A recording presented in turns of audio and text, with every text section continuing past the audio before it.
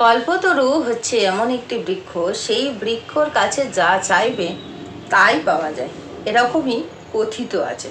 তবে এই কল্পতরুর যে কাছে যা আমরা চাইব, সেই চাওয়াটি কল্পতরু কিন্তু তার বৃক্ষের নিচে ফেলে দেয় এবং সেখান থেকেই আমাদেরকে কুড়িয়ে নিতে হয়। কি কি?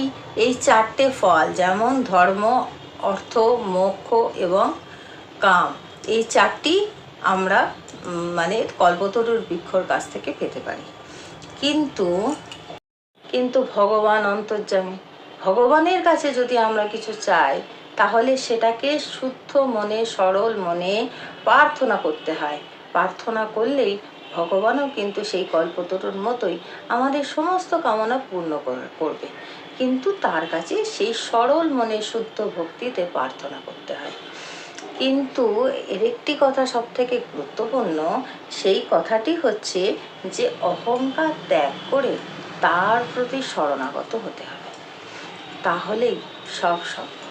অহংকার ত্যাগ করে যদি তার প্রতি শরণাগত হওয়া যায়, তাহলেই ভগবান সব কিছু আমাদের কাছে খুব সহজভাবে করেও দেয় এবং আমাদের সব কিছুর রাস্তা খুব সহজভাবে খুলেও যায়।